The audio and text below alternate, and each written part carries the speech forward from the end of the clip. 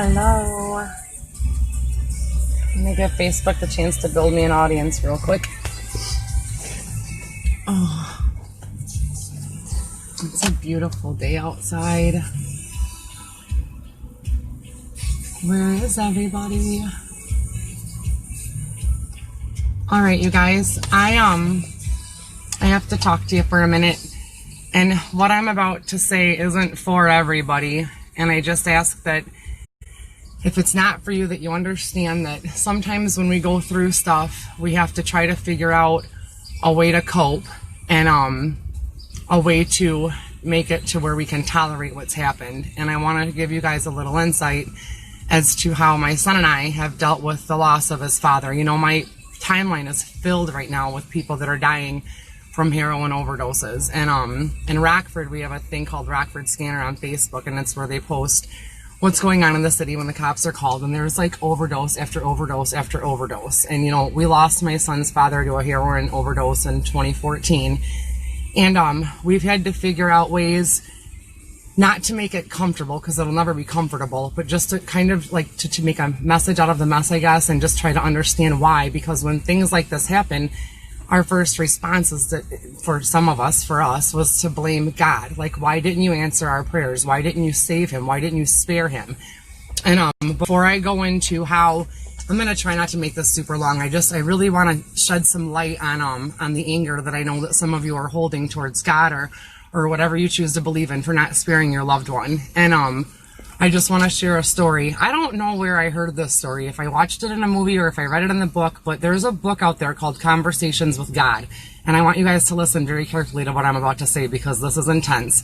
And I've never forgotten this story, and I can't even tell you like if I watched it or if I read it or if I heard it. I don't know. But this gentleman wrote this series of books. And while he was writing the books, he did a tour, a book signing, and the books are about, he takes a pen to paper and God speaks through him. And there's a lot of unanswered questions in the books, and it just gives you like a different insight. They're very good books. And in the story, the gentleman is doing a book signing, and a woman comes up to him and she's like, "You're going around telling everybody how wonderful your God is, how amazing your God is, how loving your God is, but your God took my 18-year-old son from me." He was going to be 18.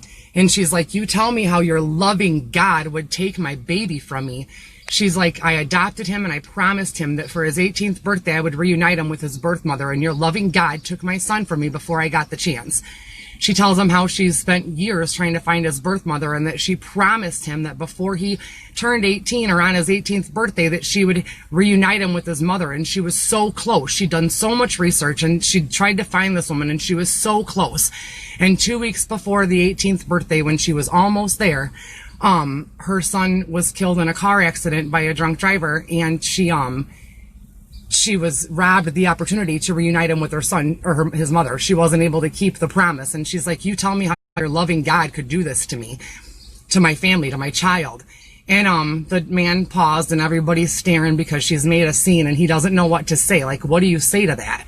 And he prayed, and all of a sudden, out of nowhere, he looked at her and he said, "The lady you were searching for died 2 years ago of cancer. And in order for your prayer to be answered, in order for the wish to be granted to your son to reunite with his mother for his 18th birthday, God had to take him in order for you to keep your promise." Now, I know that for some people that's far-fetched and it's insane and it's crazy, but for me, that screams the bigger picture, right? That's like, in order for her to keep her promise, Jesus had to bring him home so he could be with his mother, which was what she wanted more than anything for him. And I know that it's like far-fetched and crazy, but for me, it offers comfort in knowing that there's always a bigger picture. There's always unanswered questions, and God's always got an answer. And, you know, my dad said to me recently that Satan never wins.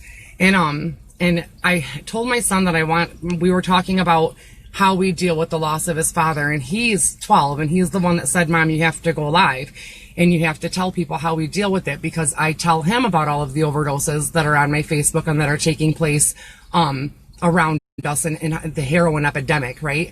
And so per his request, I'm going to share with you guys a little bit of insight on how we deal with the loss of his father.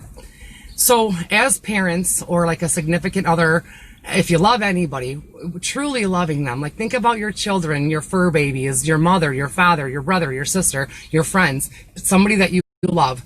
It's natural for us to say that we would take their pain if we could. And I mean that with my whole heart. If there's watching my children suffer and like watching my oldest lose his dad, if I could take that pain from him, I would, right? That's loving somebody. That's not wanting them to hurt. And I know I'm cutting out right now, but so naturally, especially with our children, if we can take their pain, we want to. And I want you guys to remember that I said that. For years, when my son's father was using, I loved him. He was my best friend before we got together and created my wonderful little boy.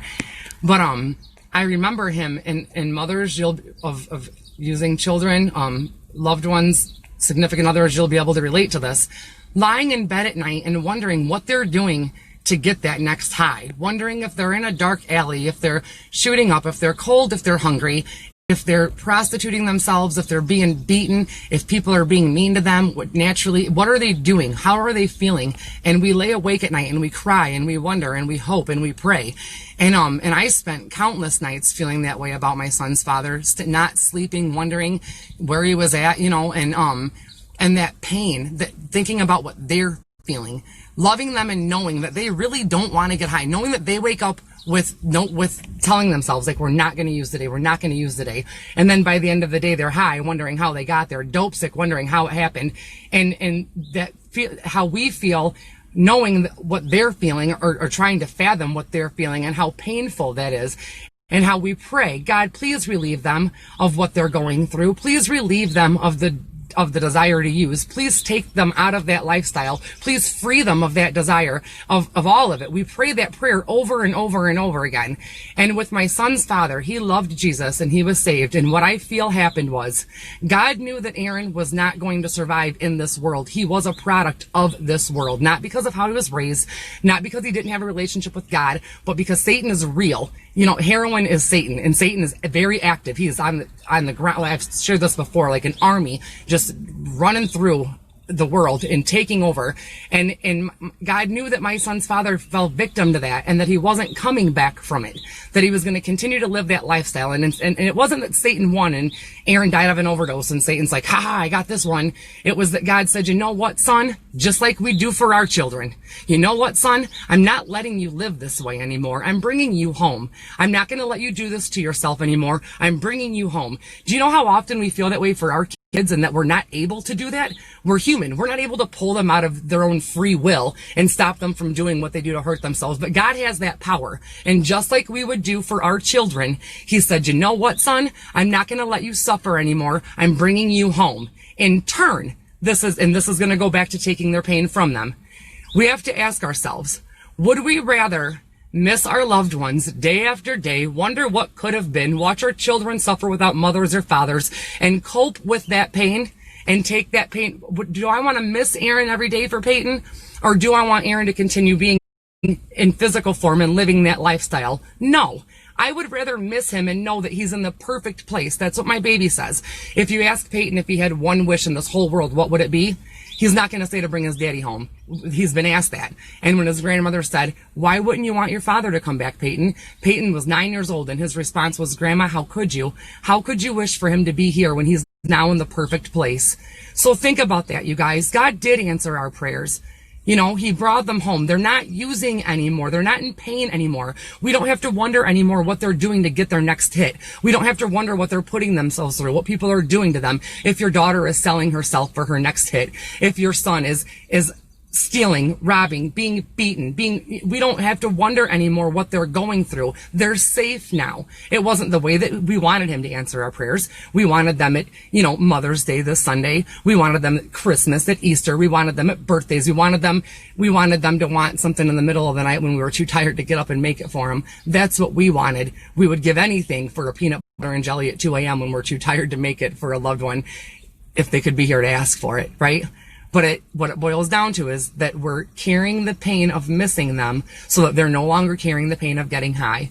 God did answer our prayers. He took them from that destructive lifestyle, and it wasn't to hurt us. It wasn't to punish us. It wasn't to punish them. It was because he knew that they weren't going to get clean. He knew that they were going to continue doing what they were doing, and that they were victims of this world, and he did not want his children to live that way anymore. So if you're using today, if you used yesterday and you're thinking about using tomorrow, and you're wondering why God freed them from it and not you, it's because you're not done yet.